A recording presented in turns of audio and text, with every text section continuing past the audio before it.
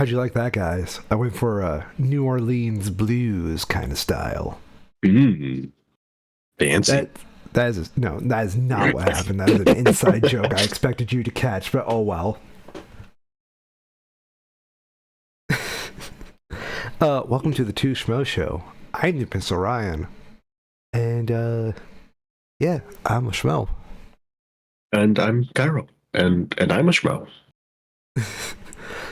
Whoa, that's fancy. Okay, so it's been a week. And by it's been a week, I mean this is probably the least politically active week it's been since the year started. I don't know about that. You don't think so? I mean, it's all a bit relative, you know? I mean, you're right. You're absolutely correct. I guess I could say this is the one I've had the least headaches over. Like,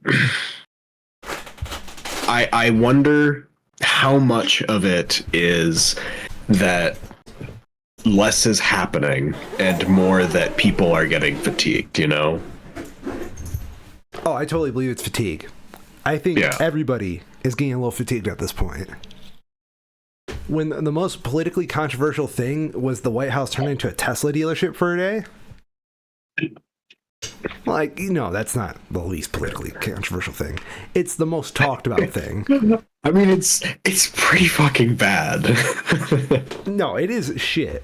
I think that we can no longer say this is laissez-faire if the fucking White House turned into a Tesla dealership for a day. If I could give you a smorgasbord of the happenings of this week, because I do think there was a number of things that happened that are very, not stuff that I'll be honest, I wasn't planning on talking about anything because I have stuff I'd rather talk about more. But I do think that there's a couple of notable things that happened. Okay, please go on. So, like, the big one this week was that a federal judge gave a ruling officially that the Trump administration, in canceling the funding that USAID had, was outside of the authority of the executive. And I don't know if they have not ordered them to reinstate that, but they have explicitly ruled that what the administration did was unconstitutional, in that, like, it is against the part of the Constitution where the Congress does the budget stuff, you know? You know, what the fuck has Congress been doing ever since this started? Because it's been a shit ton of nothing. Yes. That's one of the things that I've been most surprised by in this, is how pathetically willing the Republican members of Congress have been to just let the actual power that they have to control things like the budget to be openly and gleefully taken away from them. Oh no, I totally agree. Everything about this iteration of Congress has been, and I'm going to say it's because it's Republican owned at this point. I just feel like there's nothing happening in Congress. They almost like they don't exist. Yeah. And I understand it's because they're on the fucking menu.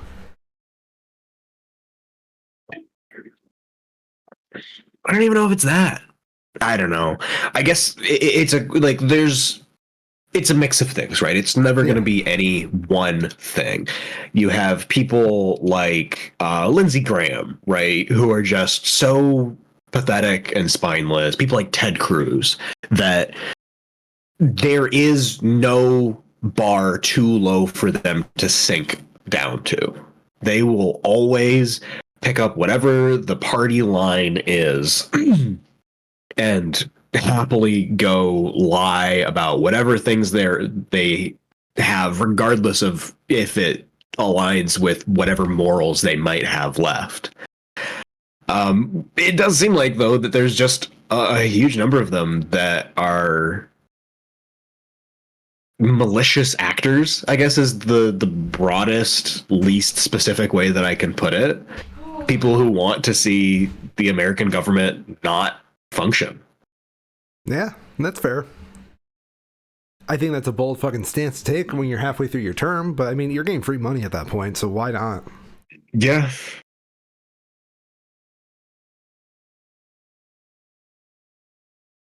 I'm sorry, this was supposed to be a fun episode, too. No, this had better be just like complete fiction.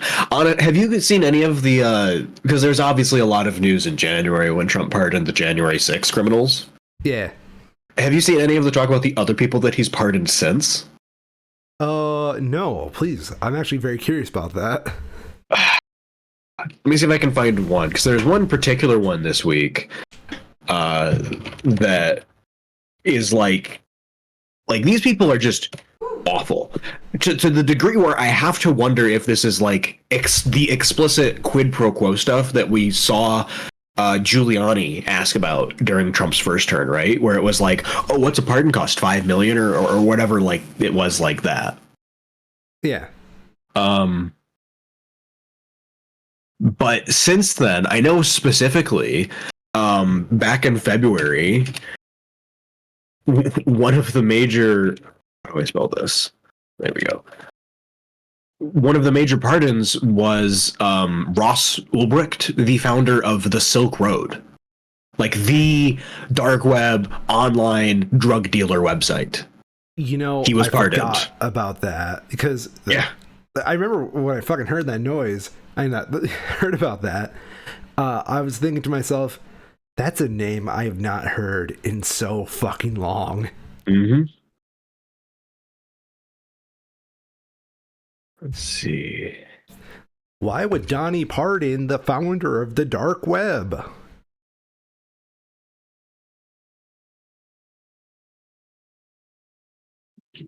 How do they have this? There we go. So that's the sentence. Some other fun names to talk about outside. This is stuff completely outside of the January 6th, whatever stuff that really doesn't make sense to like any context, right? It's like, why are we doing this? You're the law and order people, supposedly. You hate drugs. Why are you freeing the drug guy? You know? Because he's white. Another pardon back in February, Rod Blagojevich was found guilty in 2011 for 10 counts of wire fraud, as well as attempted conspiracy for extortion, 4 counts, corrupt solicitation of funds, conspiracy to corruptly solicit funds, and making false statements. So he's free now. Nice. We also had former Senator Brian Kelsey, who was charged with conspiring to defraud the United States and with aiding and abetting the acceptance of excessive campaign contribution violations.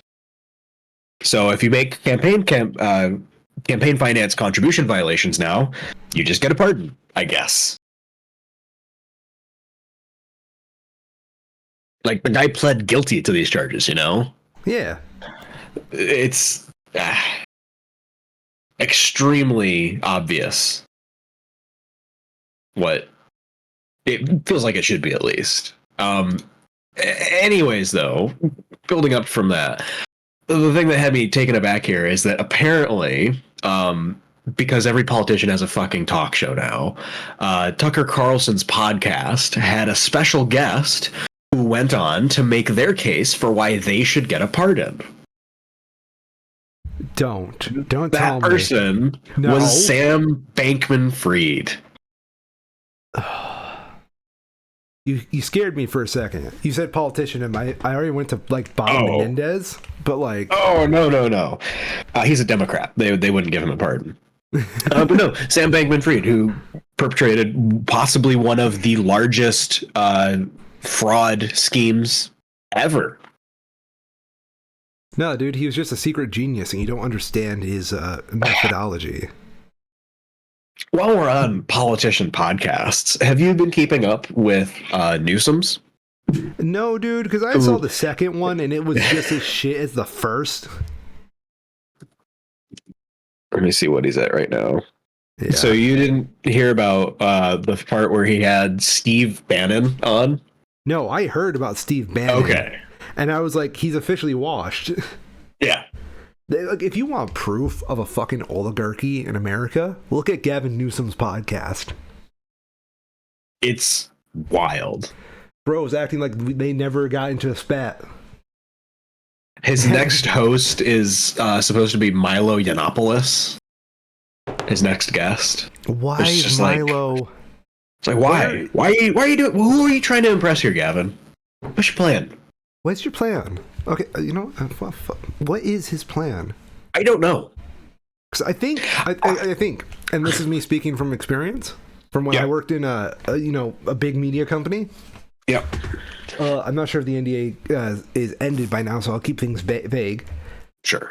When I worked for a big media company, not saying which one, we targeted a lot of conservative bases because conservatives love podcasts. They're also one of the few markets that still go out there and listen to the radio. I don't know why. It might be the same reason why we have someone like Chappell Roan taking over pop music. Maybe it's just a thing that, you know, a more left-leaning audience does not like, but he might just be on the grift, dude. He's clearly trying to set himself up for a presidential campaign run. It is incredible to see how after Clinton's campaign got torpedoed by the shitty consultants they brought on, how Harris's campaign also got torpedoed by the shitty consultants that they brought on, who just like fundamentally don't understand what voters want, you know? Oh no. And they're just full steam ahead with this centrist bullshit. But what I don't get is, like, even if you're gonna do that, like, you're having an actual Nazi on. That's not centrist. That's just a Nazi.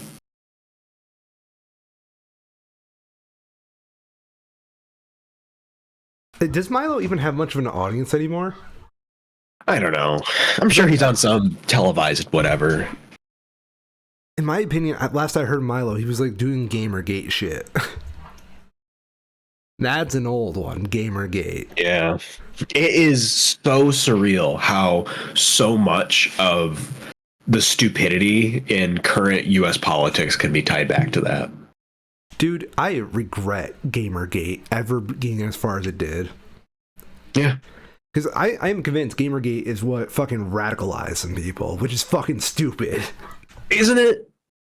Okay. It's like, I don't know. It is, but it's also like kind of the crux of the thing that we were talking about when it was announced that Kamala would be, you know, obviously taking over from Biden, because who the hell else would be at that point? But it's just like, there is still, and they're hardly a majority, but they exist, these people who just hate the idea of a woman. Very fundamentally. It's because they think every woman is fucking Zoe Quinn. Anyway. But it goes past that, though, because it's not, like, obviously Zoe Quinn was related into the Gamergate stuff, but yeah.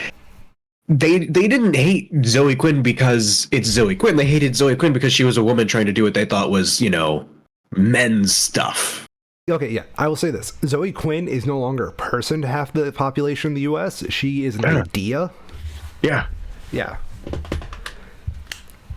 Because, like, Gamergate was fucking when we were, like, freshmen in college. I think we were a little too young to actually get and understand the discourse. That's why I don't have, like, a great memory of, like, the actual battlefield.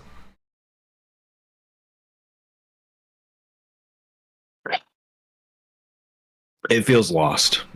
Feels so lost. We're lost in the sauce.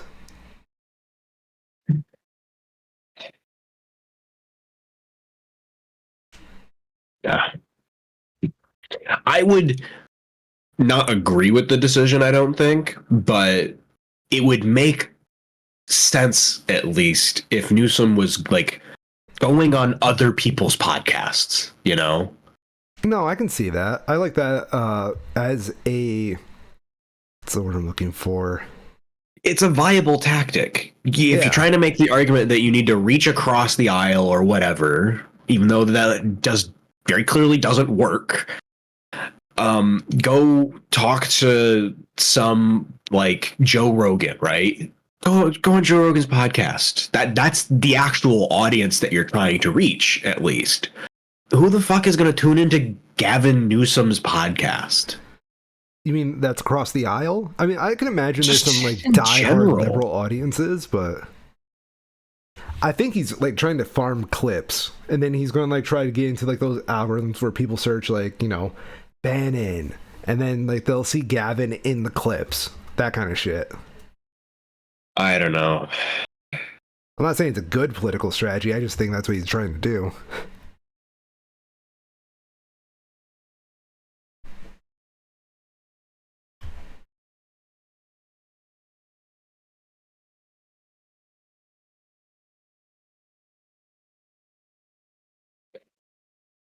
If he was having these people on and actually like having discussions, that'd be, I think, one thing. But he has just so happily rolled over for it that I've lost all respect for him already.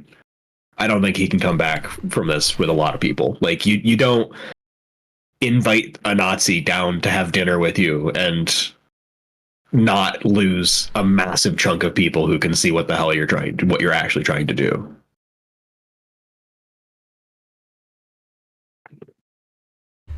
It is what it is, I suppose. Mm-hmm. Anyways, let's talk about more like stuff that we actually care about, because I don't really give that much of a shit about most of this stuff. It's frustrating to have to see it keep happening, you know, but at the same time, it's, I don't know. Yeah. It is what it is. This is just the world we live in. Don't you know, Kyril? Mm-hmm. So we saw some movies. We saw a lot of movies by our standards. We did. We really did. I'm very curious to hear about what yours, the one that you saw, because I know basically nothing about this. Everybody knows basically nothing about it. That's why I went to go see it, to be frank. I wanted to go support this. Do you want me to start, or would you like to do your first two? Because I think yours are more topical. Mine won't even be in theaters next week. Really? It's that brief? It's that brief. Wow. I know. Well, sure. Yeah, we'll go through mine, because one of these is going to be fairly quick, but the other one I think has got some meat to go through on it. So let's do the quick one first, Joe. Let's talk about Mickey 17. This is the Bong Joon-ho, directed and written by, features Robert Pattinson as the lead. This is one that we obviously talked about it when it released. Was it last week? I think. Yeah. Last week or week before, something like that. Bong Joon-ho, the director of Parasite, swept the Oscars that year when it came through. Mickey 17, though, is such a mixed bag, and I'm honestly surprised it's being reviewed as highly as it is. Really? It is. I'm putting it into the very large bucket of science fiction stuff that I've seen that is too unfocused to execute on the science fiction stuff that it tries to introduce. Okay, go on. There are a lot of really interesting ideas that are introduced in this. Fundamentally, it revolves around the idea of what if the technology existed where you could basically make a copy of somebody's memories and then 3D print that person out organically as an exact copy of what they were and then upload their memories back to themselves, right? That's the crux of the science fiction that's happening. And you have Robert Pattinson's character, who is the person that this is being done to, that is considered unexpendable because they can die and just literally be reprinted back out afterwards. Yeah. With that being said, though, it tries to nudge into concepts of like, what does it mean to have self, right? They end up in this situation where by mandate, they're not allowed to print another copy of someone until the prior copy, right, has died. So they end up in this situation where he is assumed dead. They print a new copy of him. It turns out that he didn't die, and he's able to make his way back, and now there's 2 copies of him. And you have this very philosophical question of who is the real Mickey? Who is the Mickey that should be prioritized, right? Okay. They also bring up the concept of how something like that can be abused, where they talk about one of the founders of the people who made this technology, who apparently used it to make copies of themselves illegally, outside of the purview of their research. But they used it to make copies of themselves so that they could go commit violent murders while also having an alibi, because nobody else knew that they had copies of themselves. Okay, I see the logic there. Yeah, so they like set up all of these ideas, about how you have the question of the self, of who is the real version. Is it the same person from one to the other? Even though, like, everybody else's perspective, it's the same person being printed off. It's like, the person who died and the person who was printed are the same. They have the same memories. There's continuity of some sort there. But for the person being printed, are they the same person? Are they a new person? And then you have it from the outside, right? If you have more than one of these people, how do they get treated? How are they socially, looked down on, right? They end up putting Mickey in these situations where he is very literally left to die when he wouldn't need to be, because they know they can just print him off again later.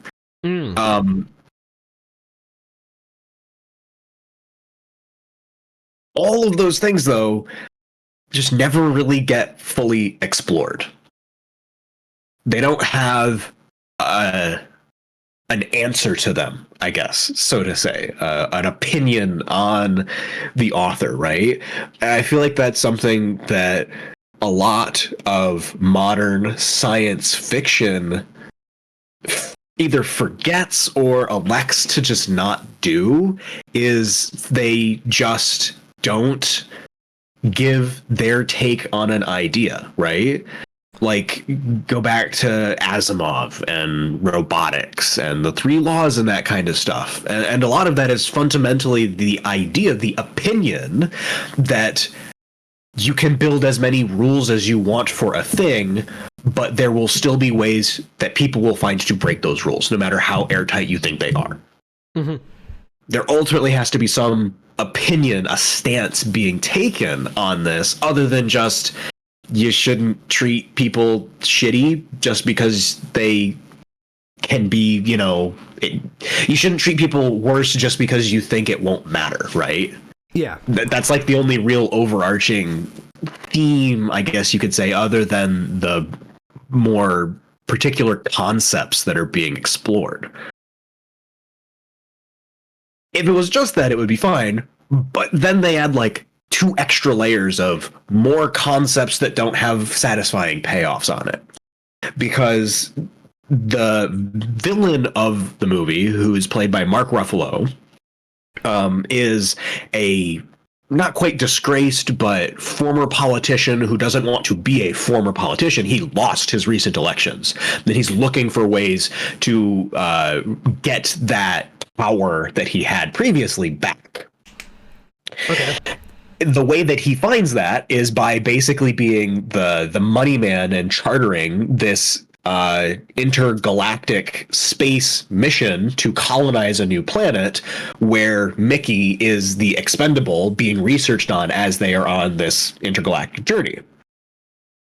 But there's these weird undertones of the idea of him being some sort of ranking member of like a church, some religious organization, and it's played as kind of like a joke because he's wildly incompetent and is extremely self-interested above anything else. But there's all these times when he says, you know, we'll have to do such and such for the church, and his assistant will sort of like nudge him and say the company, and he'll be like, right, the company, where it's like they're trying to hide this but doing a really bad job of it. And a lot of the rules that are made around the Expendables and what happens to them and how they're supposed to be treated and what happens if there's multiple of them are made by this religious entity back on Earth, where on Earth this practice has been outlawed because of the legal implications of it. You know, if one person kills a guy and he's got 2 copies, did all of them kill the guy? Did only the one kill the guy? How do you tell them apart? All that kind of shit. So they just outlawed it, and now it's only allowed to be done in space like this.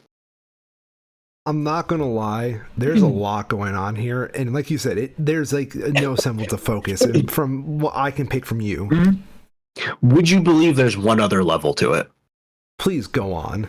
When they get to their colonized planet, Mickey 17, who is the protagonist of the story, is on a mission with a bunch of other just, you know, like regular people, non-expendables, exploring the planet to figure out how they will proceed with habitating it. And while they are exploring some cave system, one of their members gets attacked by some little, like a local grub-looking thing. Do you know what tardigrade is? No, they're like they're a microscopic organism. Yeah. Water bears, yes. They look kind of like that, where they're kind of round and pudgy with little stubby legs and a little, you know, tentacly kind of mouth thing. One of those jumps out at them. They get spooked. They shoot their gun. The ceiling gets cracked because they're in like this ice formation thing, and they get crushed to death. That, you know, attack pits the idiot human leader to assume that these things must be carnivorous, or that they want to eat them and kill them. So they have like kill on sight orders basically for that.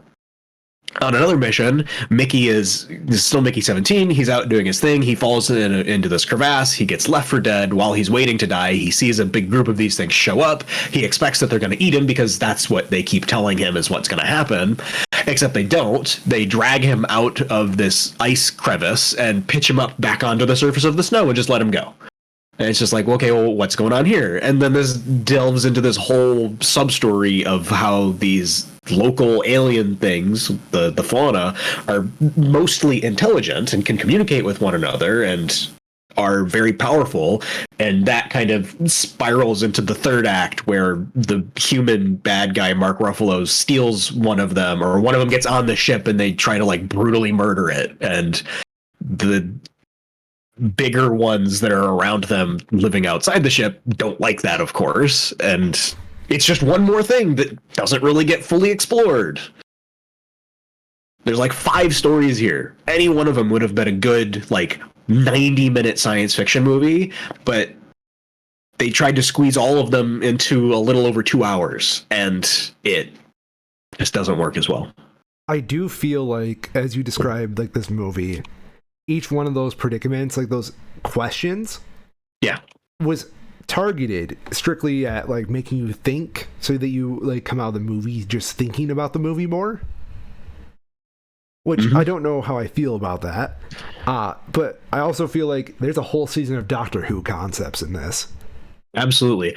I will say one of my favorite parts of this that I do feel like was really well executed on, even though it doesn't have like a fully satisfying conclusion still, is that we're shown as Mickey is on this ship. He is the expendable. A lot of, you know, jockhead type idiots will, you know, be like, hey, Mickey, what is it like to die? What does it feel like to die? And he regularly just blows them off, or has somebody step in and be like, hey, what the hell are you doing? Fuck off. Don't be an asshole. Except later on, there is a strongly implied lesbian couple who are out on that mission with him on the frozen planet, and one of them dies. Later on, he is meeting with her after some event that happened in her room, and she asks him, what is it like to die? Because the person who she loved was just brutally crushed to death a few days ago. Yeah. And that sort of build up and payoff was really effective. I like that tonal shift between like people asking this to be just assholes versus somebody genuinely asking this out of just the fear of the unknown, right? Hi, Doctor Who. What's it like to die? Yeah. No, I get it. I would have liked this to have been like pick 2 of the 5 or 6 things that they were trying to explore.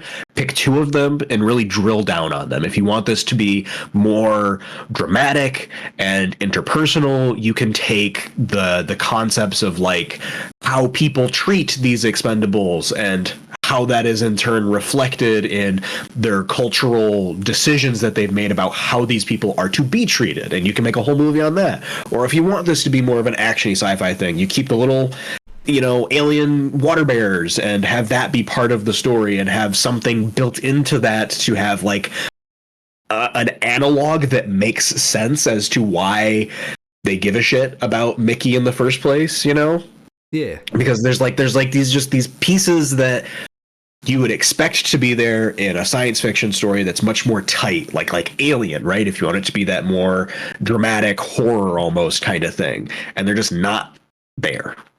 It doesn't feel like a finished movie. Interesting. Okay. Full credit to Robert Pattinson, though. His role as the lead, great performance from him, especially having to... right, because this was another part that they just kind of glance over, is the idea that the different Mickeys apparently have different personalities very slightly. And Mickey 17 is much more timid and sort of passive, whereas Mickey 18 is basically just a psychopath. And you can only die so many times, man, before it starts fucking with you. I guess, but it's just it's such a interesting idea. The fact that they claim to be able to print exact copies of somebody exactly as they are, yet we can see that these people are not the same, and then they just don't do anything with it. So yeah, I can see that. Yeah. Pick a few. You can't have everything. You can't have your cake and eat it, Bong Joon-ho, talented as you are. It's also shot very well, to his credit. He does a lot of things very well. It's just not this. I feel like there was a potential franchise in here, but they're out of I think franchising is kind of a dirty word in cinema nowadays because people are so Marvel fatigued. Foreshadowing for later. That I feel trying to write something off as a franchise immediately is a very risky maneuver. I could totally see that. There's definitely enough science fiction overhead here to support a connected universe, right? Multiple movies that aren't really tied together, but have to operate under the same shared rules. Kind of like how the Alien movies are, right? You have like Prometheus versus the original Alien, and they're completely different movies, but they're still tied together because they have common themes. The corporation, right, is the same corporation, even though the actual horror elements and what they're exploring is visually very distinct. I could totally see that. Yeah. I do wonder if the fact that the MCU and the DCEU, whatever the hell it was called, has turned that into such a dirty word that it has had creatives try to fit more into a movie than they would want to because they are worried that they might not have another chance to express that concept at all later. You know what I would prefer? This is really fucking weird because I'm going to get into novels here for a second. Reading Murakami novels at the moment. There's 2 books. Hard-Boiled Wonderland and The End of the World. And then the second book, The City and Its Uncertain Walls. They take place in the same universe. However, they are totally unrelated stories that are not connected whatsoever, not even an attempt to franchise. And I kind of wish we would see more stuff like that in cinema than, the whole connected story bits. where you can have an idea from one movie and then use it in another movie, but have it stand alone a lot more than having to market it on that basis. If that makes sense to you. Yes. Yeah. I get where you're coming from. But then Disney's got to come in here and be like, Star Wars, the cinematic universe. Whatchamacallit? MC fucking you. I'll say, though, every once in a while I do see something that has me sympathize a bit with the writers at places like Disney and the insurmountable tasks that they are faced with. Dude, there's a Reddit post going around on one of the Star Wars Reddit subreddits that was saying something like, would you guys watch a Luke Skywalker show if it was like every season was a different year after the fall of the Jedi and we got to see him do this thing and him do that thing and they all got their own year and we got to see him go? It had like 30,000 upvotes or something, and it's just like, yeah, no shit. If you write a good story, people are gonna watch your story. That's not the hard. That you're skipping the hard part where you write the thing. That's the part that is hard. Is writing the thing that is good. You know? Yes, I don't know. I do know. I get it. I get it sometimes. And it's just like, wow, I don't want that job. I don't know. It seems impossible sometimes. I was hanging out with my girlfriend's brother this weekend, and we were watching the Disney preview special look of Snow White and the Seven Dwarves remake. Why did we watch that? Because we hate ourselves. It is essentially an interview with the lead actress for Snow White and the songwriters, because apparently they made this one a musical. You can't see it, but I'm doing jazz hands. Yeah. And they talk about in this interview, and I found it really insightful, all things considered. I don't want to trash people ever. I don't like doing that. I think it's very disingenuous to just trash people I don't know or don't like spend an extended amount with their work.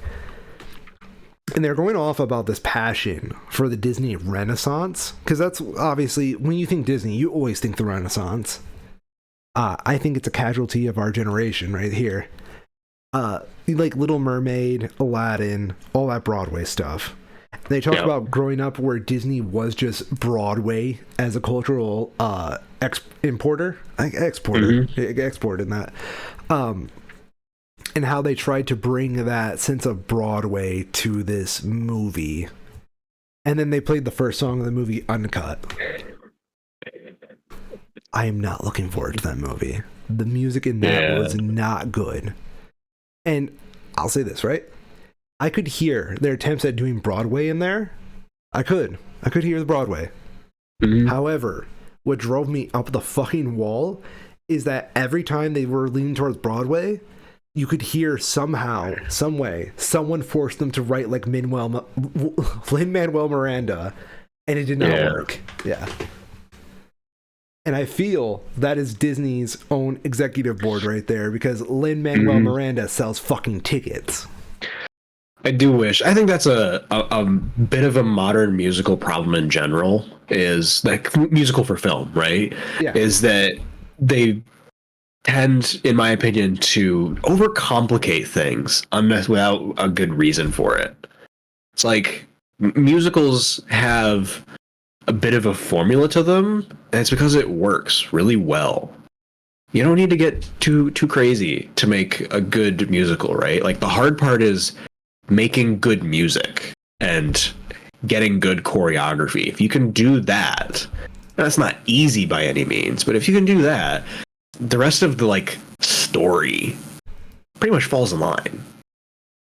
Yeah, like a good musical sets up a proper story. Yeah. I think there's like this guy, I don't remember his fucking name because I found him kind of insufferable, but he had really good advice. He said, the hard part with writing music in general is that you have to basically condense a movie into 3 minutes. Yes. Yeah. And I feel that a lot, especially with a lot of Disney music lately. I can feel that. Lest we forget the trials of I Always Wanted a Brother. Have you heard that one? I don't think so. It's from Mufasa, the Lion King prequel. Oh, I have heard pieces of it from the trailers. It is hell. I have, like, obviously not actually heard it, but what I heard did not impress me. Yeah. I'm sorry, Lynn. Yeah. Lynn, please come on the podcast. We would love to have you on. It would be very fucking cool. Like, wouldn't it? Actually, we joke about that a lot, but that would be very cool. Lin-Manuel Miranda would be the first one I'm talking about unironically. Yeah, absolutely. Because I know I talk about getting a whole bunch of shitbags on here, but no, Lynn, you are not a shitbag. I love you. Please come on to my podcast. Mm-hmm. Speaking of Disney, Captain America, Brave New World. Is that a musical? No, actually. I was trying to think if they had like an original song or something. And they obviously have themes, right? Yeah. Original music, but there's not actually like a song, I wouldn't say. Interesting. Which makes sense. Yeah. Being Marvel, they don't tend to do that. But every once in a while, you never know. No. The thing that surprised me the most about Brave New World was just how much of a typical, competent Marvel movie it is. Okay. As a film. We've talked about it in the past when we were going through some of the reviews for it, about how the advertising really let the movie down at a very early stage, where this big push to include the Red Hulk imagery and fight and all of that into the advertising for it and the posters, right? Like, they have whole fucking standees in theaters showing you the Red Hulk, when the movie means for that to be a bit of a not a plot twist, but an unexpected element that presents itself in the third act. And it completely squanders it by plastering the Harrison Ford Red Hulk face literally everywhere. So that is very worth criticizing, though I do think at the same time, if you can look past that and try to go into it with the perspective of, okay, I know this has already been spoiled for me, so I won't feel like it's been spoiled for me once it is actually spoiled for me. I do think that there's a really just decent movie here that exists in a really surprising way for me. Really? I fully expected, given the reviews for this, that it would be at like Ant-Man and the Wasp type level, or Eternals, right? Where it's, being put together in a way that is competent, but the actual story is kind of nonsense and it's just ineffective, right? But that wasn't really the case here. There's elements that I can critique, right? Where you have the Japanese and American navies nearly engaging in open combat with one another. That's like, okay, they wouldn't get to this point pretty much ever. This is ridiculous. And there's an earlier plot piece involving, you saw Falcon and the Winter Soldier, right? Yeah. Well, I know the plot. I did not see it. Regardless, the Vietnam era Captain America, the Isaiah, who they meet in that, is reprising the same role in this movie, and it feels like the marketing really squandered an easy option here that they probably were forced to take it in this direction, because nobody actually saw the Captain America Winter Soldier. Not enough people, at least, saw it. So they wouldn't know what the hell's going on.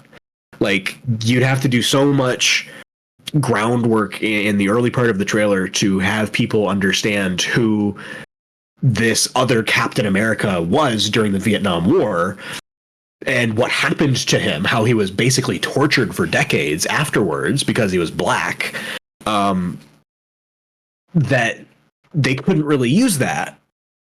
But at the same time, would you ever expect a Marvel movie before 2018 to shirk at the fact that it is referencing itself, basically?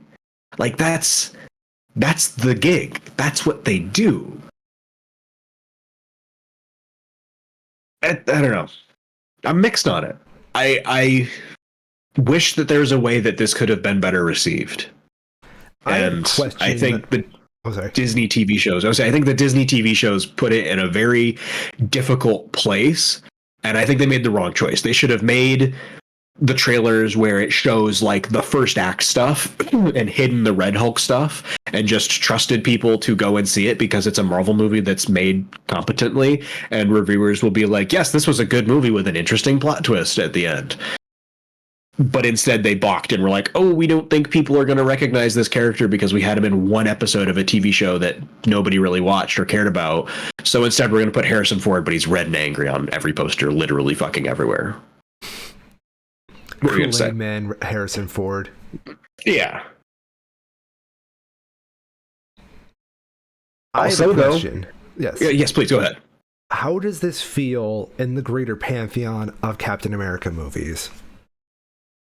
It's tough, right? Because it's a lot of the Captain America movies that we had previously were so thematically tied to prior real world conflicts, you know? Yeah. Obviously, the first Captain America movie is deeply engrossed in World War II. But past that, all of the other ones are, you know, you have, let me see if I'm going to pull up real quick, make sure I get the names right. Civil War is, of course, kind of like an outlier a bit. It's like, how much of a Captain America movie is it? It's kind of its own thing. But, the second movie is very much like a Cold War spy type thing, you know? I argue Civil War is just Winter Soldier 2. I think that there's a fair argument to that, but at a what is influencing this movie that already exists kind of level, the Winter Soldier espionage type stuff is much more clear and present danger and Bourne versus Civil War that does more to lean into the superhero stuff as its own theme. Okay. Yeah. It's all obviously very close because it's tied into Bucky's story, and that is obviously a story that is heavily involved in the Cold War broadly, but I do think there's a meaningful distinction between them. Yeah.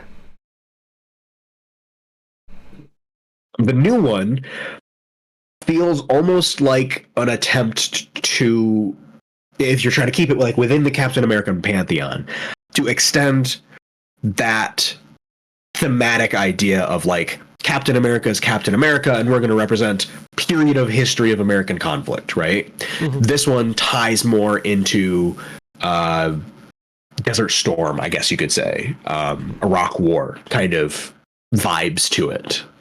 Okay. And a lot of that comes from Sam Wilson being more of a modern soldier, right? Captain America always previously, Chris Evans' Captain America was always very much tied to the past, and his methods and the story that revolved around him was because of that inherently also tied to the past. Wilson is a modern character, so his Captain America is able to have modern things, right? Where he is supported by an AC-130, for example, in the opening scene, feeding him intelligence. That kind of stuff is more present in this, where in another Captain America movie, particularly with Chris Evans' depiction, it would feel out of place because that's just not something Cap would be doing. Makes sense. Okay. So this is more of, I hate to say a modern reimagining, but more of a modern take. I think it very much is. It very much is a modern reimagining. And the Captain America or Falcon and the Winter Soldier TV show leaned on a lot of that as a concept, where it talks pretty pointedly about what does it mean for Captain America to be a black man instead of a very white man, you know? Yeah. that in itself is a modern idea. And they have a really good line towards the end of this one where Wilson is reflecting on, like, what does it mean for him? And he says how Captain America Chris Evans was something to inspire, where he tries to be something for people to aspire. And I think that's really good and does a really effective job of showing how, while they are very morally aligned and they want the same things, as a person, they are striving to be something else. I like that. I like that a lot. Mm-hmm. It's nice and snappy. Sam's story is less of, you know, Steve's is like a chosen one narrative at the end of the day. Yes. Sam is someone who worked to get that position. So I do find that very much like in theme. And continuing that, I do really like they introduce a new character in this, Joaquin Torres, who is the new Falcon, basically. Okay. And he serves as a nice stepping stone from that, right? Where you have Captain America, who inspired Sam Wilson to step up and be a proper superhero. You now have Sam Wilson, who is fundamentally just a guy, and he now has Joaquin, who has aspired by seeing Wilson be just a guy and standing up and doing the superhero stuff to follow that same path. Okay. Overall, where do you put this in your whole Marvel scale? It's hard to say. It's obviously not going to be in the top tiers. It has legitimate problems with the story. I wasn't particularly happy with the way that they treated Isaiah's character. I think that could have been done with a lot more tact. And they start to do that because, like, this is a guy who's been, like, literally was tortured by the US government for decades. And they're asking him in this to come out and make himself vulnerable again. And the result of that is that he basically ends up being arrested. And that's the part that I would have liked them to have included in the trailer, is like Sam Wilson has his mentor who he needs to figure out what the hell is going on so he doesn't get the death penalty, right? That's the stakes here that they're fighting against, is trying to make sure that Vietnam Captain America doesn't get fucking executed by the government. Gee, you would never see that happen in today's politics. Never. What do you mean? I like certain elements that they have in this for the world building. You were telling me about this Russo brothers interview where they're talking about making this next Avengers movie to, you know, really be looking forward to, like, what is the rest of Marvel going to have? And there are a lot of elements in this that... Yeah, there we go. A lot of elements in this that line up with that concept, you know? In Eternals, they have the big Eternal guy who rises up out of the Indian Ocean and gets cut off in half, right? But the corpse of that guy is still there, you know? Yeah. A large part of the global politics of this movie is that they have found out, I guess the Japanese, is specifically who it is. The Japanese have found a way to mine materials from that corpse that we learn is adamantium. That is where they get adamantium in this world, is from this Eternal in the Indian Ocean. So adamantium is now a thing, and it's in the wild now in huge numbers, potentially, once they figure out ways to use it. So they have stuff like that that is building the world in a way that is very much looking forward. Adamantium doesn't matter today, but we know it's a thing, and it's going to be a thing going forward. I was about to say, keep that away from the Canadians. They also go, as a part of this, to some, like, CIA black site kind of place. I looked it up to see if it was part of a larger story, and it doesn't seem like it is, but it's called Camp Echo 1. And visually, it's extremely reminiscent of the place that they have depicted in the X-Men movies where Wolverine was experimented on. So I think they're doing things with their storytelling that are very specifically meant to make people remember things that they have seen previously so that they have an idea of what's going to come next. Man, how fucked up would it be if like that site has MCU Wolverine in there right now, and then that's how they shove the antimantium in his skeleton? As far as we know, that's not the case. I'm just saying, how fucked up would that be? It's wild. Based on the trailer, because I know you haven't seen it yet, but you've seen the trailer, I assume. The one that they keep showing literally everywhere. Would you say that Red Hulk would be considered a villain in this movie? Or an antagonist? An antagonist. Yes. Not at all.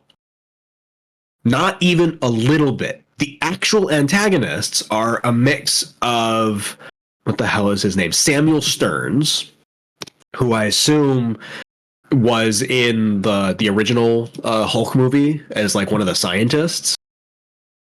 But he has been exposed to gamma radiation bullshit, and rather than getting hulked out, he's just super smart, and he's like the actual antagonist, right, where he's doing these calculation things and manipulating things from the shadow based on probabilities to cause events to happen. Part of that is that while he was incarcerated, he was forced by Thaddeus Ross to make basically medicine for him because his heart's fucked. Part of that medicine includes the gamma radiation that turns him into Red Hulk. And the ultimate end goal is that Stearns is trying to get Ross to turn into the Red Hulk to destroy his legacy. But that happens at the very absolute end. And that's basically it. There's obviously Giancarlo Esposito is another minor character. Yeah, he does his role. He does his role pretty well. Okay. I expect he'll return at some point because he's just, it's Giancarlo Esposito. If they can get him to come back, they're going to do it because he's a cool actor and it's an interesting character. Kind of like a honor among thieves almost kind of way. Okay. The best way that I can think to describe the fumbling that is the way that they handled Red Hulk would be like, imagine if the trailers for the third Iron Man movie just showed you the goofy Mandalorian actor guy as the goofy Mandalorian actor guy and not as the actual Mandalorian. That'd be fucked up. It's exactly like that, where it's like this thing is supposed to happen and it's supposed to be not necessarily a plot twist, but a surprise that isn't really telegraphed too strongly, and it gets completely squandered. That being said, though, I do think the question of like where does this fall into like the Marvel pantheon is kind of weird. I found the response to it to be from reviewers to be particularly uncritical in a way, where maybe that's not quite right, but it's like the Marvel charm is completely gone now, and charitably you could say that they're reviewing these movies for what they actually are. I think, and this is just kind of something I've come up with as we were talking, you and I have talked about this, like, it's not superhero fatigue anymore. I think it's the fact that we as an audience have finally seen a cinematic universe flower into its own thing. Yeah. Yeah, because Infinity Saga, it is absolutely the final product. Yeah. So the idea of seeing it happen again, there is no longer a mystery to the process. And when you don't have that mystery, these movies don't have that sense of scale anymore. And I think that's where we get a lot of those like critiques forming, that you don't really have to worry about like how they're going to pull this off, or like what are they building, how does the building work. They also definitely have,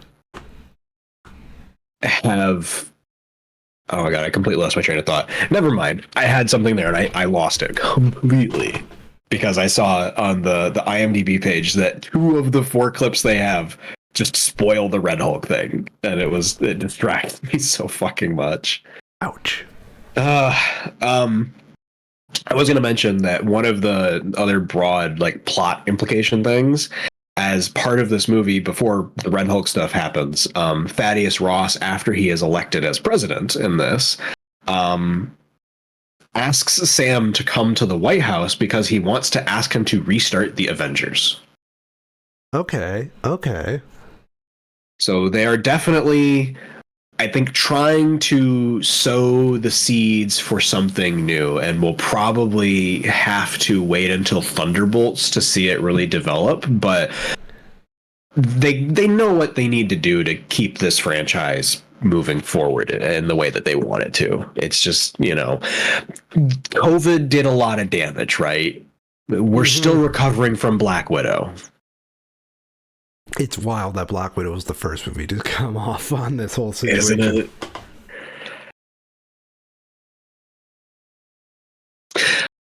I mentioned to you before the show, and I'm gonna say it now. I have I think a hot take. Maybe it's not a hot take. I have a take that I've come up with when I've been thinking about this as to like, why is Captain America: Brave New World being reviewed as poorly as it is, right? Because it is, I think, being unfairly rated worse than it is as an overcorrection to the Marvel bell curve that we had before, where something could be like complete dog shit. Like, as an example, Thor: The Dark World. Terrible movie. It still gets a 67 from critics. It has a 6.7 on IMDb and a 54 on Metacritic. It's not that good of a movie. It's really bad. On the other end, though, now we have Captain America: Brave New World that is worse in every metric, right? It's 20% lower on Rotten Tomatoes. It's a whole point less on IMDb, more than 10 points down on Metacritic. I'm sorry, the IMDb Metascore. And it's a similar thing. Even, you don't have to go that far back, right? Ant-Man and the Wasp, similar thing. It's a fine movie, but is it 7 out of 10, 70 on their Metascore, and 87% on Rotten Tomatoes from critics good? I think you'd be hard-pressed to make that argument. And newer still, 4 years ago, we had Eternals come out. It also got a 47 on Rotten Tomatoes. Captain America: Brave New World is at a 48 right now.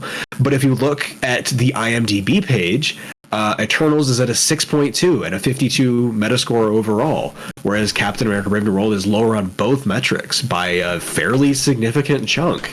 And Brave New World is by far a much more competently made movie than Eternals, that like tells an actual story that's worth watching.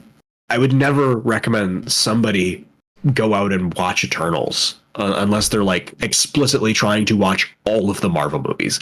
That's the only context that you should watch Eternals in. And even then, if you've seen it once, you can skip it. Nothing of note happens.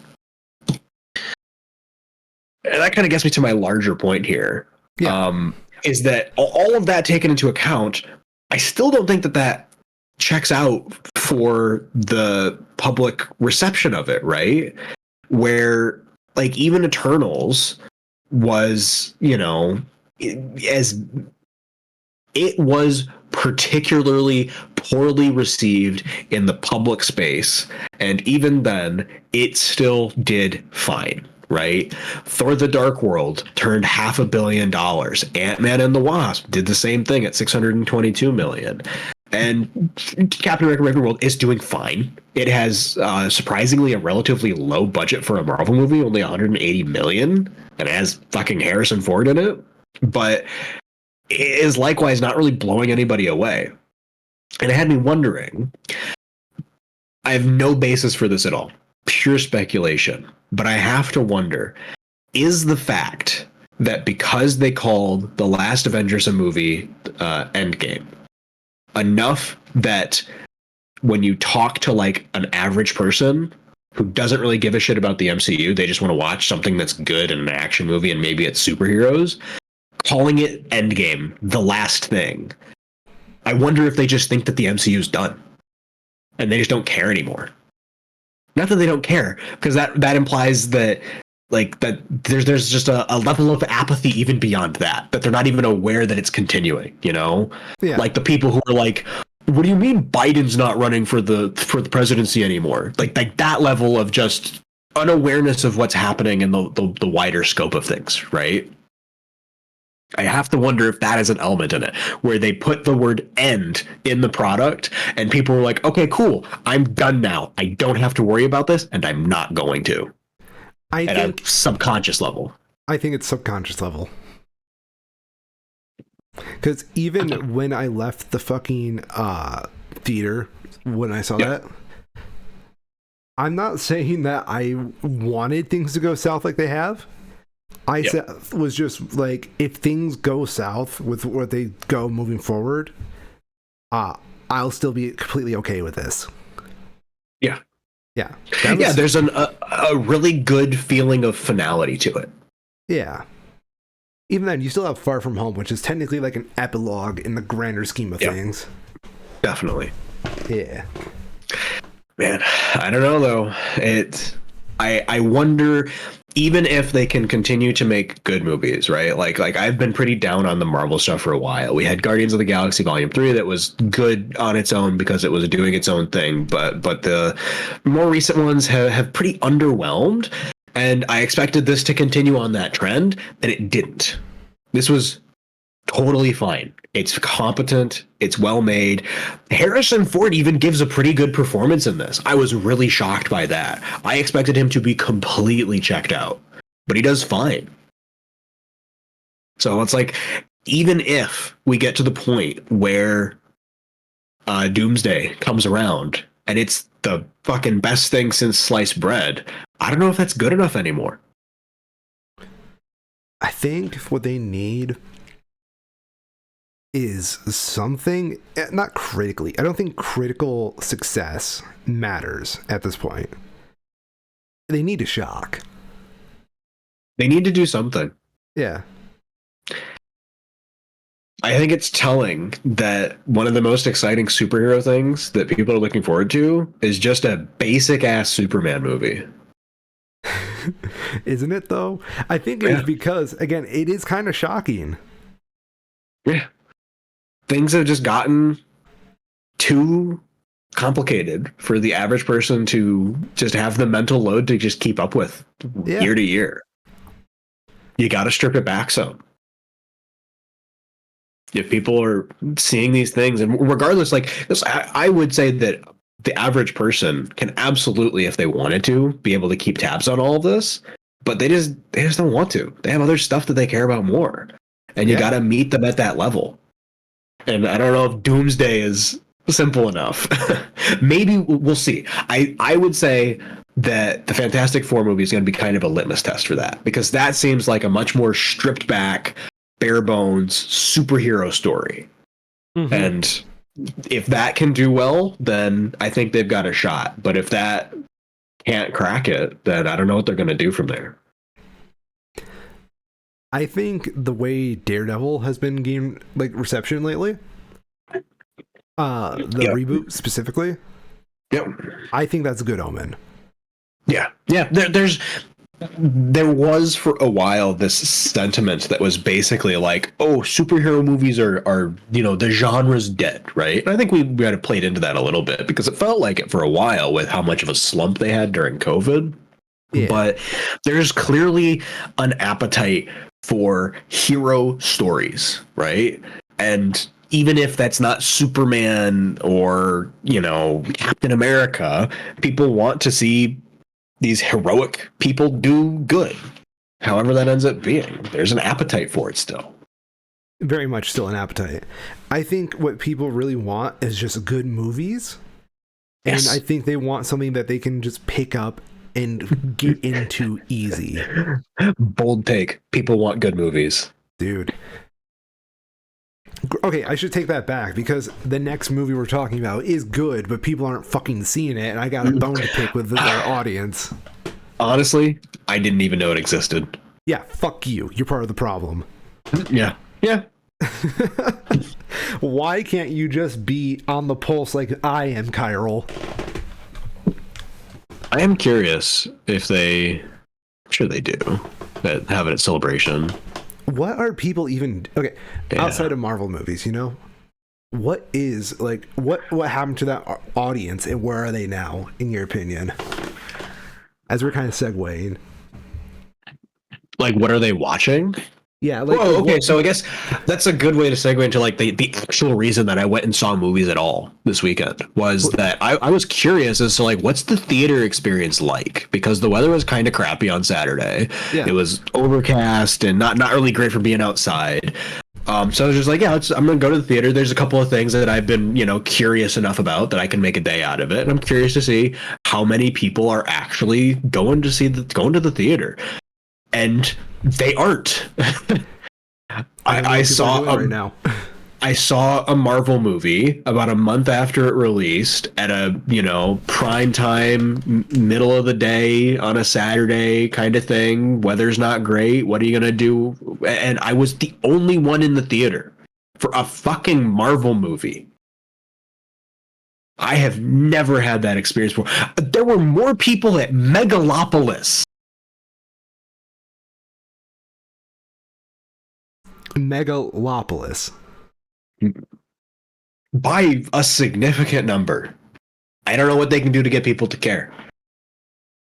The instant gratification type of, streaming culture is just doesn't seem compatible with it.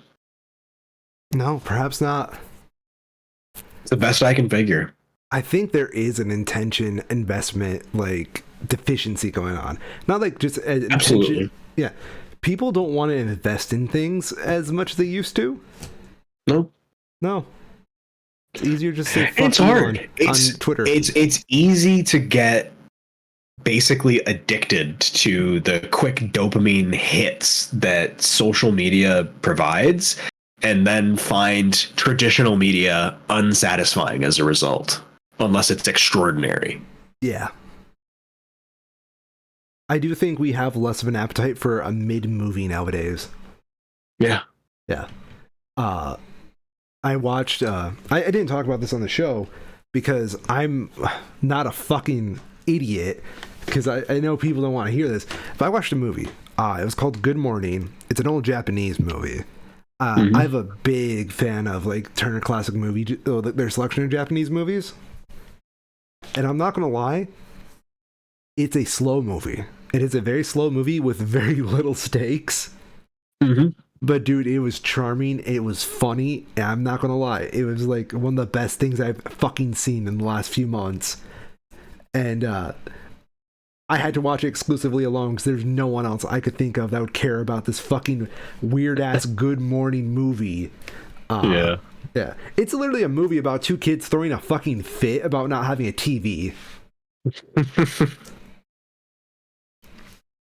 And this is the first time I've talked about it, because I can't think of any other like reason to bring it up other than to just show that like we don't have the appetite for slow movies. No.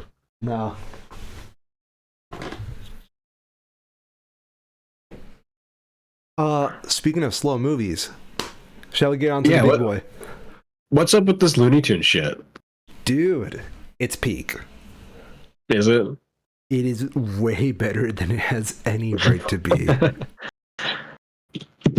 Looney Tunes, The Day the Earth Blew Up, is the first 2D animated Looney Tunes movie. I'm going to say that again.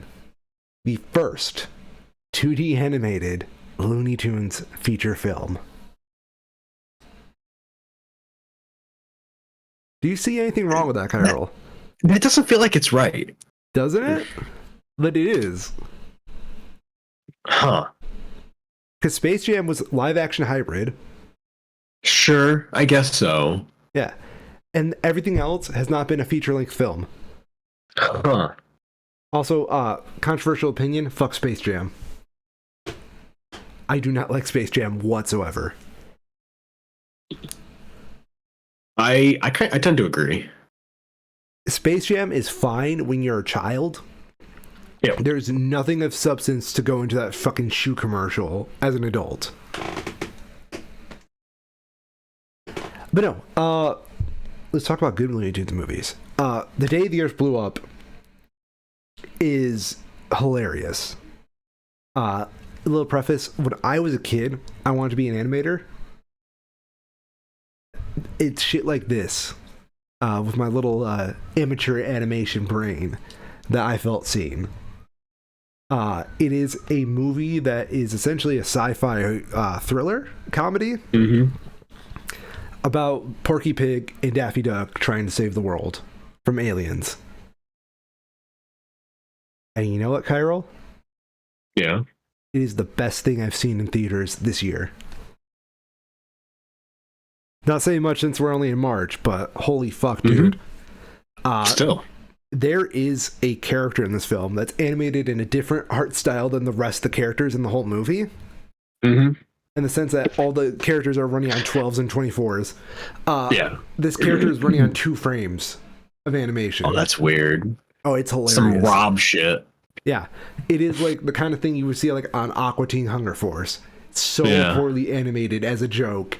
And then, as a big fuck you to the audience, there's a 30-second scene where he's animated like a Disney fucking princess, where he has like all these frames and he's just moving beautifully, just to say one line, and then he dies. That's the kind of shit that makes me smile. From what I understand, it's a pretty modest movie, all things considered as well. $15 million budget. That ain't shit. It's very low. That's so low. Anyway, I don't know how to describe this movie other than it's just wacky, it's loony. It is hilarious. Could you say it's Looney Tunes? Dude, the only thing that I say holds this movie back, right? It is a great modern regurgitation of Looney Tunes. It is a very good way of getting these characters into the modern age. I wanted more of it. I want more of these movies. There's only 2 Looney Tunes characters in this whole movie. Everyone else is original. Yeah. You only get Porky and Daffy. No Bugs Bunny. No Yosemite Sam. No Elmer Fudd. No Tweety Bird. No Sylvester the Cat. No Foghorn Leghorn. Which is wild considering the memes that were about him a couple of months ago. But I will say, because this is the direction that I always go down. Have you looked up the director of this? I have. He has a fascinating history. He is a weirdly eclectic individual in the animation industry. Yeah, so I just have to wonder, like, what does he pay his bills with? Because as far as I can tell, over the last 25 years, he's had like 2 what I would call real projects, and the rest of it has been like as a supporting person on a minor team for like 2 episodes of a thing kind of roles. Isn't it weird? It's very strange. He's like a jobber. He's just going from show to show working on them. Yeah. I really hope this gets him more work, because he is a very good animation director. The animation of this is stunning. Well, so to his credit, one of the things that he's had is an actual, like, and what I assume is what got him into this position to direct this, is for the last 5 years, he has been the creator, developer, executive producer, director, and writer for the HBO Max Looney Tunes cartoons. Yes. He is legitimately in the sauce. Yeah. I think he worked on Venture Bros too, which is wild. In a very minor role, but yes. Yeah, he was like a prop designer, if I remember right. Character designer and prop designer after one of the like management handovers, from what it looks like, because he's credited on it for 2006, which was when the production company changed after the original run. That makes sense. Yeah. Either way, what a resume this guy's got. Was it? He has one notable credit that he had major creative control over prior to the Looney Tunes stuff. He was the creator, executive producer, story writer, storyboard artist, additional character design, and a lead voice actor as the lead for Uncle Grandpa. Isn't that wild? That is extremely wild. And I find it very funny that after he did that, a ton of his credits are guest voice actor as Uncle Grandpa on stuff like Steven Universe and The Amazing World of Gumball. You can kind of get that Uncle Grandpa wacky vibe in this. It fits really well. It's the kind of thing like in Uncle Grandpa and in this, no one ever makes the same face twice. Right. Yeah. I wish I could talk a lot about this. I feel like if you go in here and not get spoiled on any of the jokes, it works so fucking well. And like my biggest fear is spoiling the jokes for people. I understand this is going to come to streaming soon because very limited theater run. But man, this is something that deserves to be seen in theater. There's a joke in here I don't think would work outside of a movie theater.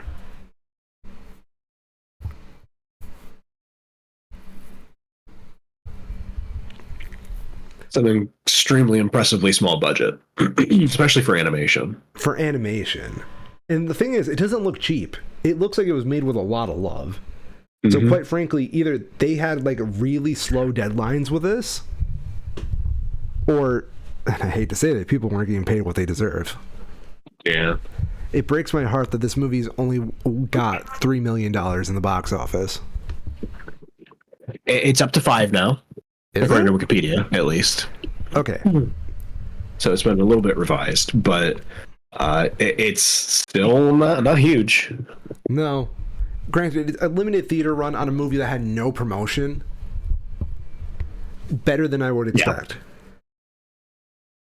When we went, we were like when Sam's brother and I went, we were like one of like 20 people in the theater. So it was a very light showing. I wonder if we're going to get to a point here where like a micro theater becomes a thing. I've seen those. Like a theater that just has like 20 seats. We have those in Grand Rapids. Do you? Okay. Yes. It's actually really nice because they're so small. They actually give you like these luxury couches to watch the movie on with seat warmers and recliners. Ooh, okay. Yeah, dude. You need to give that a try. Celebration South here and Phoenix have them. I don't know about North. Okay. Yeah. Yeah, the Celebration Crossroads by me is just very obviously they took very standard movie theaters and just retrofitted them with bigger seats. Yeah. That's kind of what we got with Rivertown. I hate that Rivertown is like the most populated Celebration cinema because it's arguably one of the worst. It's like a really beautiful theater. But in terms of like luxuries, no, it doesn't have as many amenities as the other ones.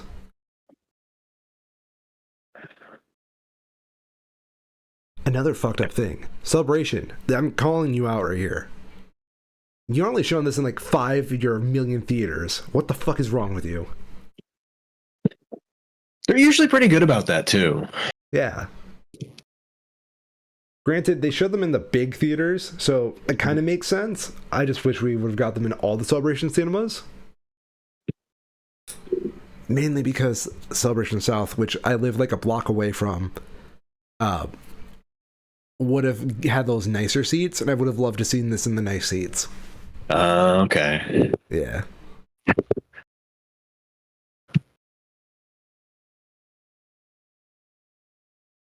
Well, we do have 2 other releases this weekend to talk about briefly. One that is doing exceptionally well that I had not heard of before. Big releases this week. Novocaine, starring Jack Quaid.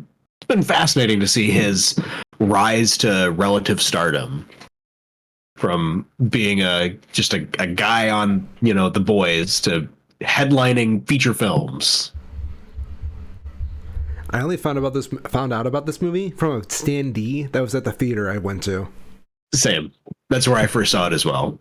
That's and it's so like, funny. oh yeah, this is releasing. It's apparently fine. 82% from reviewers, 89% from critics. When the girl of his dreams is kidnapped, everyman Nate turns his inability to feel pain into an unexpected strength in his fight to get her back. Action comedy. It's what you'd expect. Yeah.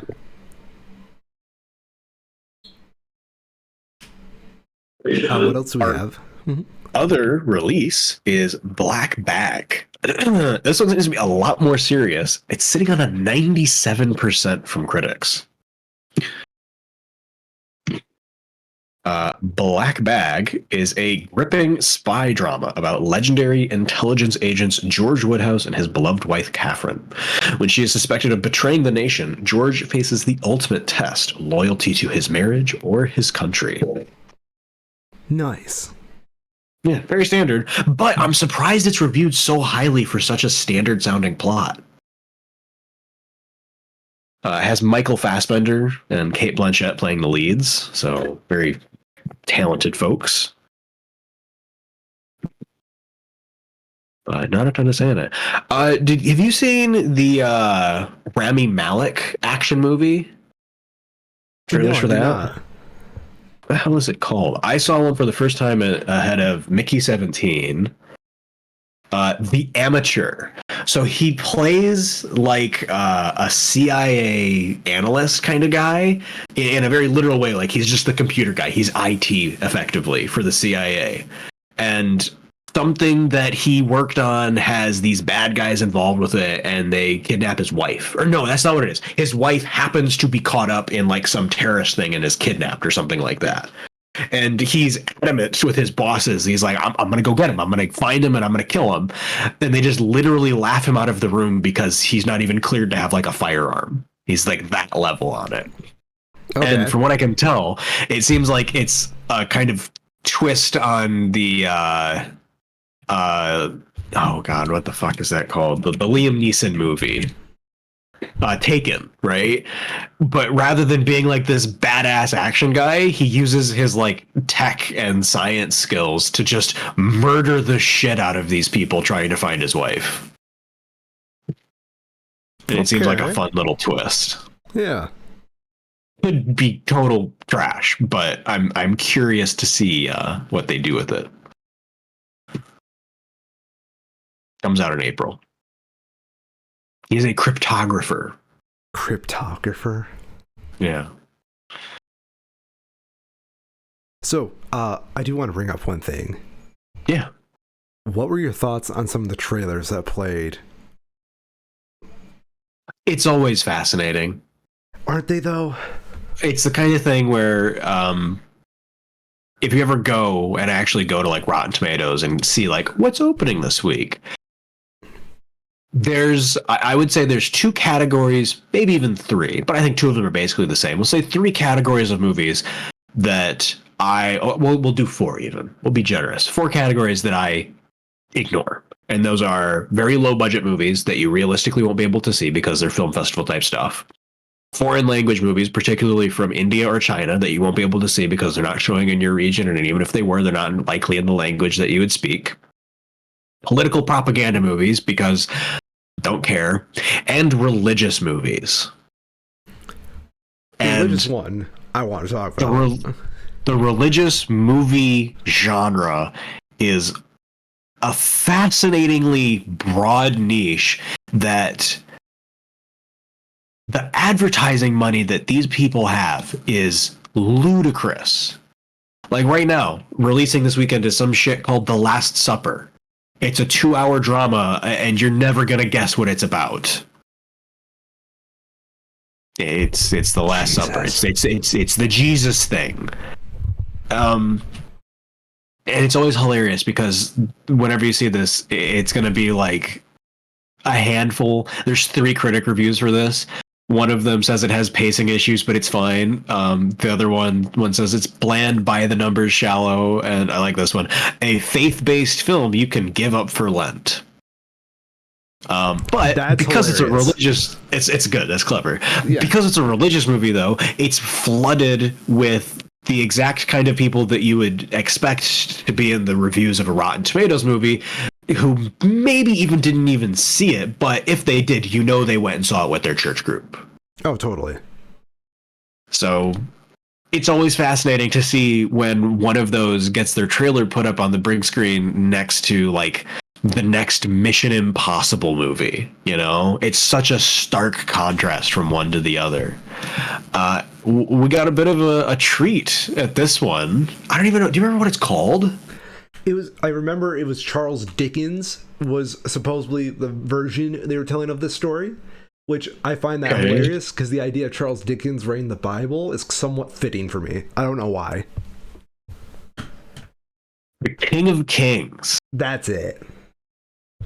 When is this releasing? Does it have? This is April 11th. Yeah, a story Easter. Told by Charles Dickens. I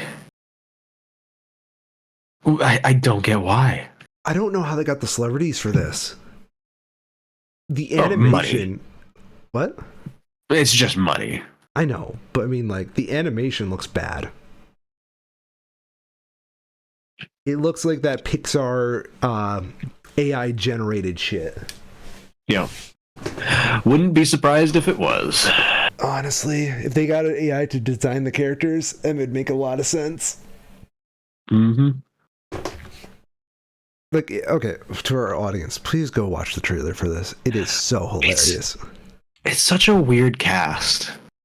Uma Thurman, Mark Hamill, Oscar Isaac as the one and only Jesus Christ himself. JC. Yeah, Pierce Brosnan, Kenneth Branagh, Ben Kingsley.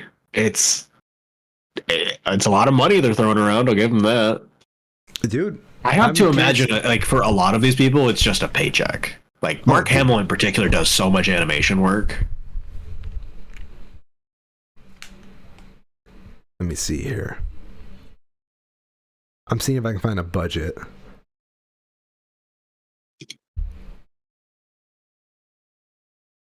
That's not what I wanted. Storyline for it. Okay. Renowned storyteller Charles Dickens finds it challenging to bond with his imaginative son Walter amidst his busy career. After Walter disrupts one of Dickens' readings, Dickens decides to share the story of Jesus Christ with him, hoping to bridge the gap between them.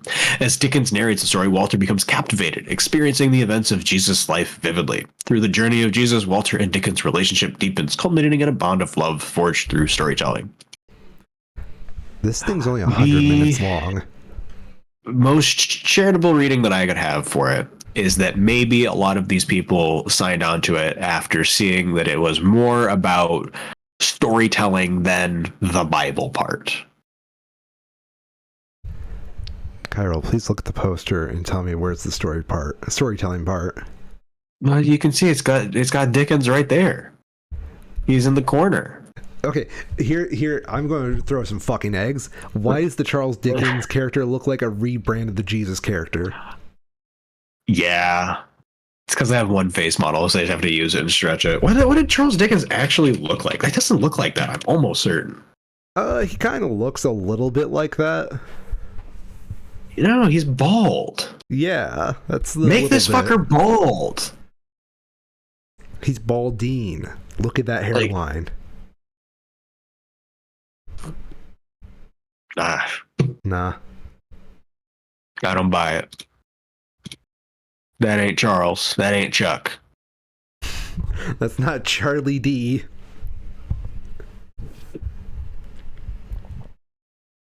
I do find it amazing that... Do you know what a dibby is?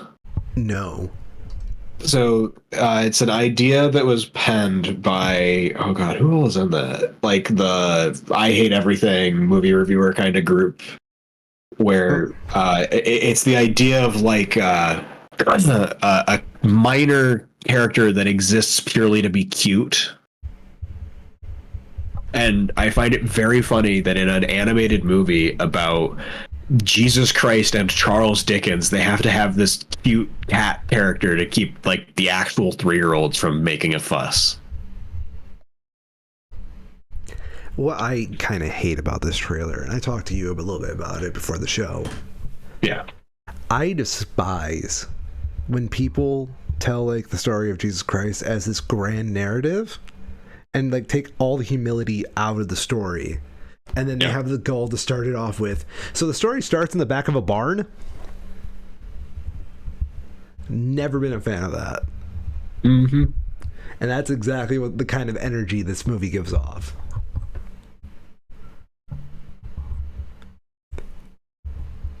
But c'est la vie. Such is life. Mm-hmm. It is what it is. You heard of Sneaks? I don't think so. So this is a trailer that I had to put up with. Toy Story shoes. Oh God, no! I looked this up. I definitely have not seen this or even heard of it. It's going to be a lovely episode of the podcast. It is literally, I cannot stress this enough, Toy Story, but with shoes. And then they do that choppy frame animation from Spider-Verse as well. This also has kind of a weirdly stacked cast. Isn't it? It's really weird.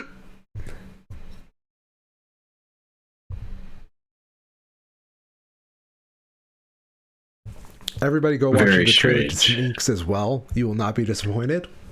I'm Miss Orion, and I am the connoisseur of shitty trailers. And I'm Kyril, and I'm also a Schmo.